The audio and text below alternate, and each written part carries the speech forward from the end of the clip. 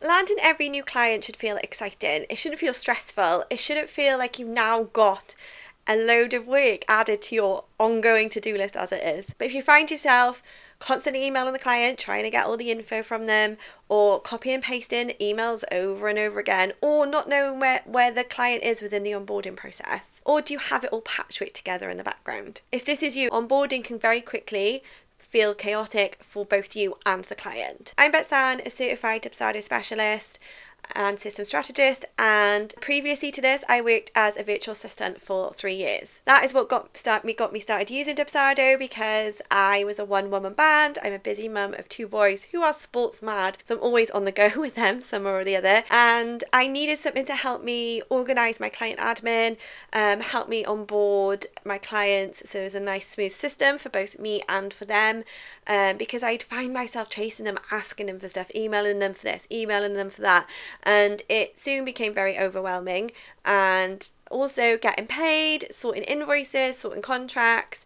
Dubsado really helps with all of this, and it really simplified my admin and took a lot off my plate and basically saved me hours. It gave me back a lot of brain space. And so today I'm going to show you the exact process that I use for my retainer clients that I have, and I have tweaked and changed this over the years, and this is what I like the best. So I'll show you how to create this in within Dubsado, the key steps, what to include, and how to make the process as smooth as possible for you and your clients once they have said yes. Whether you're just starting out or have multiple clients already, having a system in place means less admin on your plate and a much better experience for your clients. And we won't even mention the brain space it gives you back of not having to remember to follow up with people. And the best part is, once this is all set up, onboarding will run on autopilot. So you can spend more time actually working on your clients' work, or spending time doing the things you love instead of doing endless client admin. Let's get into it. Okay, so our client has booked and paid. If you haven't already, check out my video about creating a booking and payment system within Dubsado, as that workflow will then automatically kick this workflow off once the client has paid. So I'll just go through quickly what the workflow does and what I have set up within Dubsado for my retainer clients. So I was before I became a system strategist, I was a VA for 3 years, and to be honest, this is the exact workflow that I use for my retainer clients. I have tweaked and changed it over the years, changed it, done different bits, but these are the exact workflows that I use for my retainer clients. What we have as the first step is it changes the project status to onboarding. So we have changed project status, 0 days after workflow started, and it changes it to onboarding. Dubsado then activates the client portal immediately after all previous actions complete. So this just activates the client portal so that then when the welcome email goes out, it has those details in there for the client to log in, which I'll show you in a second. It then send form, and it adds by privacy policy to their portal. So it just adds to their portal. It doesn't actually send it out to them in an email. It just adds it to the portal just so it's there within the client portal. If it's ever needed, it's just there. So I have that just after all previous actions complete. I just have send form, the privacy policy immediately after all previous actions complete, and just have that apply to portal box ticked. So after all that little background bits are done, Dubsado will automatically send the appointment scheduler for the intake call to the client. So I have the intake call go out before the intake form. You can't send a form and a scheduler within Dubsado within the same email. You can have a form attached to a scheduler, but I just find it's a little bit too much for the client and it's a little bit overwhelming. So I do have them separately. So I have that they book their call first, and then once they've booked the call, it automatically sends out the intake form after they've scheduled the appointment. I do have this set to approve because I need to add some things in personal to the client, which I'll show you in a second. So I have a little welcome email that goes out, which includes a welcome guide, it has the link for them to book their call, and it also has just their client portal details, just like and their login details for that. So all these little smart fields automatically update. So I don't have to add anything into this email. This can automatically go out, client can book the appointment, and I don't need to do anything. So they'll get this as soon as they've paid. So we've got send appointment scheduler. I have got it set as 0.25 hours, so it goes out 15 minutes after they've paid, after all previous actions complete. Got send email and apply to portal. So this actually sends the email out, not like the previous form, the privacy policy. This actually sends out the scheduler to them. I have this welcome guide in it, which includes FAQs, like payment policies, privacy policy, like a little bit about GDPR and little bits like that. It's not a big long welcome guide. It's about, I think, 4 or 5 pages long, if that, and I think the last page is just a thank you message. So, and there's a cover as well.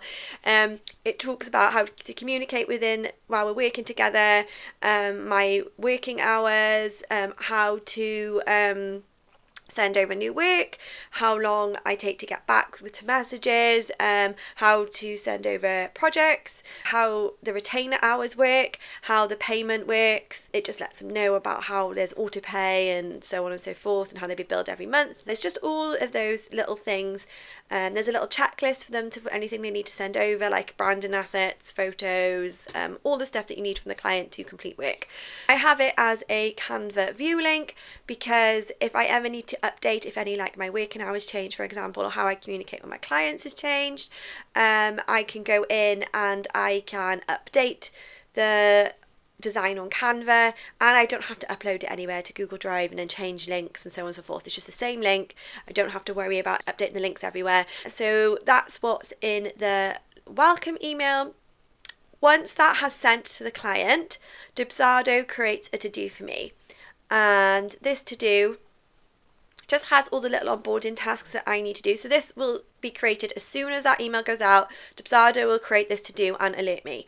So I will then know that I need to create the Google Drive, add the shared Google Drive to their client portal and their onboarding email. I need to prepare their client dashboard in ClickUp, and I need to create their reoccurring invoice within Dubsado. So these are just the 3 tasks that I manually need to do for the client to onboard them. Zapier creates a Google Drive folder for me and emails me the link. It also creates the ClickUp folder. I used to use Trello, and it would create the Trello board for me and email me the link. Even though it creates the folder for me within ClickUp, I need to go and I need to personalize the client dashboard for the client. So you can pop in here whatever project management tool you use, just prepare client dashboard, whatever it is that you need to do, any manual task, just pop that in here. The create the recurring invoice. I will show you after I've talked through this workflow, I will show you at the end of the video how to add the Google Drive link to the portal and the onboarding email, and how to create the recurring invoice. I will show you all this at the end. So after the client has booked their intake call, Dubsado will send out their intake form. So I'll show you what it is. So we have send form after appointment is scheduled. I have got it again at 0.2 hours, just because it will have all the confirmation emails go out for the appointment. So don't want like 3 emails going into the client's inbox at the same second. So they have their confirmation email, and then it will send out this email with their form 10 minutes after. It is set to approve just because I need to go down and update this Google Drive link for them within their workflow, but I will turn this off and it will automatically go out once I've updated it anyway. I just have it on just in case the client's quick and they book the appointment. I don't want this email going out without their Google Drive link in. So it's send form, after appointment scheduled. You want it to watch, so schedule a group to watch is the intake call. You want the require approval box turned on. Send email and apply to portal. Form template to send is the intake form, and then I've got the email. Your next step is the intake form. So I've just got in here what they need to do, and it needs to be back within 3 days of before the intake call, so I can have a look at it, and if there's any other information I need to get off the client, I can talk through with them on the intake call. It gives them their Google Drive link. It gives last pass instructions. Sometimes you do need to go over the call with them with LastPass because some people, they don't get on, or whatever password tool you use. This is just their next step. So I do find sending the form out after you have given them they've booked their call, it just gives them that little bit of time to fill in their intake form, because the intake form is what takes them the longest part for their client to do. Once the appointment has been scheduled and that email has been sent, Dubsado changed the project status to intake call booked, just so on my dashboard I can see what calls I've got booked in or where the client is within the process. So their intake call is booked, I know that I've got that coming up and I know to prepare for it. We then have send form, intake form if intake form is not complete within 5 days. This is just a little reminder, just a quick reminder to complete your form. So this will automatically go out if they haven't filled in their form. If they have filled the form in, this step, Dubsado cancels it. It doesn't go out if they filled in their form. So if they haven't completed their intake form, this little reminder goes out and just lets them know, hey, you need to fill in the form in a nice way. You can add in another reminder if you want, but I just have the one reminder because sometimes I'll just pop them a voice note or a little DM or wherever we've been communicating, just to be like, oh, hey, can you fill it in, please? Then after they have filled the form in, so we have send email, after form is completed, form to watch is the intake form. I just have this little email. It says, thank you for submitting your intake form. And then it just says about the call and then says about what will be happening after. Just a little, just so they know that you've received their form and to let them know their next steps. Then have a email that goes out after the intake call has ended. So after the intake call has ended, again, I have this one set to approve because I will go in and edit it after the call and add in any action points that we have. I'll add in and summarize the call, just to remind the client what we spoke about, and just make sure communication is clear between the two of us.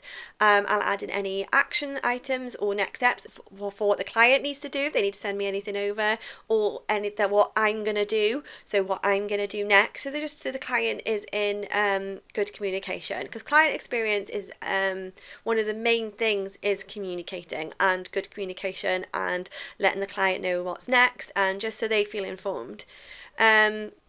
Then let them know that we're invited to Slack, and I'll give the ClickUp dashboard link and then a form. I have a form that they fill in to submit the tasks. I'll add that too, just so they've got everything here and they can see it. You could even do a little walkthrough video and add that in here, anything like that. Just so now it's just we're starting now, like basically you finished onboarding, we're getting started. And then after that email has gone out, I have the project status change is to retainer clients. Within my Dubsado dashboard, it will change the client into retainer clients because they finished onboarding. So that is the onboarding workflow. We've had that little to do for our onboarding tasks. So we need to go in and we need to add the Google Drive link to the client's onboarding email. You click on the client that you wish to add the link to the email, click on workflows, and then you go down and we've got the email here.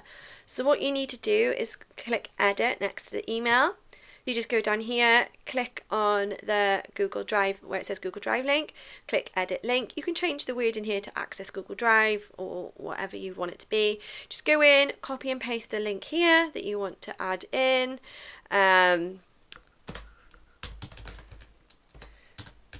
then you just click update. So this will actually only edit the email for this client. It won't edit the main template, it won't edit it within the main workflow template, it only edits it for this client on this workflow here. Then what I'll do as well is, now I've updated that link, I will untick this require approval before completing, and I will click apply. So then this will go out automatically once a client has booked their intake call. If they'd already booked their intake call, you can just edit it and then just click the approve button. I add that approve just as a bit of a fail safe for if the client is quicker than me and they book their intake call quicker than I am editing that, it just stops that email going out with a blank link. But they do have an email that goes out to confirm that the appointment's been booked, so it's not like they don't get anything. So then what I also like to add the link to their portal. So that you do this by clicking on Forms on the project. Then we go down where it says Add New Form, just click on here, and then you scroll down and you click on Create One-Time Link. And then here we can just put Google Drive folder, and then we can just add the link in. And you just click Add, and then it'll come up as needs sending. So all we need to do is hover over the link and click Apply to Portal. That just applies that link to their client portals if they could go in. It just keeps everything in one place for the client. I will also add that link onto the ClickUp dashboard and so on and so forth, just so everything, they can just find things easily. I also need to go in and create the reoccurring invoice for the client. You click on the client's project, then we click on the invoice tab, and then we go over and we click on reoccurring invoices. Then you need to go in and edit the details. So we want it to send every month, and we don't want it to start today because we don't want an invoice to go out today because they've already just paid. So you go in and just, what I do is I select a month from when they paid their first payment. So say they paid today, we'll go in and we'll select the 19th of October because that's a month from today. I leave ends on never because it's an ongoing project. I'll go in here and I'll type in VA services, or title it whatever you want. Go in, you can add in the package that they chose, and then go in and I'd add in a payment plan of pay in full, just so all the emails go out. They'll be on autopay, so most of the time the reminders aren't needed because they pay autopay straight away. If their autopay fails, an email automatically goes out to say that their autopay has failed and what steps they need to take.